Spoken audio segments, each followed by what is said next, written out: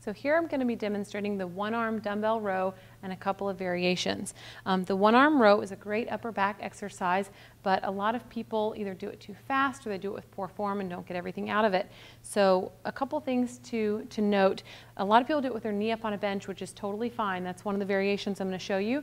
But you want to make sure that your core is really tight and then you're not sagging through your middle or rounding your back. I see a lot of people rounding their back, elbows too far away from their body, and their shoulders in a really bad position. So we want everything to be nice and tight with a neutral spine.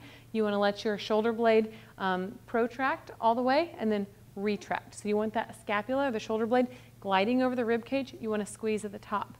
Similar to what I talked about with the inverted row, you want to make sure that the elbow and the shoulder are in alignment in a nice straight line. You don't want the elbow to go too far behind the shoulder, because the shoulder will glide forward, and that's a poor position. So you can elevate, put one knee on the bench, one hand on the bench, take the weight. I'm going to initiate the movement by pulling with my elbow and gliding my shoulder blade over my rib cage, squeeze my back together, and come apart, squeeze together, come apart. Everything should be in a nice straight line.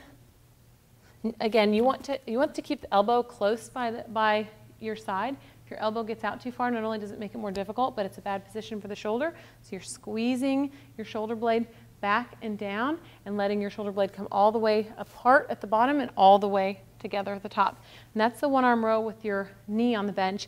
You can also challenge the core a little bit more by taking your knee off the bench and just supporting yourself from here. You're going to hinge back into your hips a little bit, keep everything nice and braced, and row. And if you want to make it even more of a challenge, you can not support yourself at all and just hinge back into your hip and do the row with no support. So we've got the dumbbell row with your knee on the bench, the dumbbell row with your knee off the bench, and the dumbbell row with no external support. And those are a couple of my favorite variations of the dumbbell row.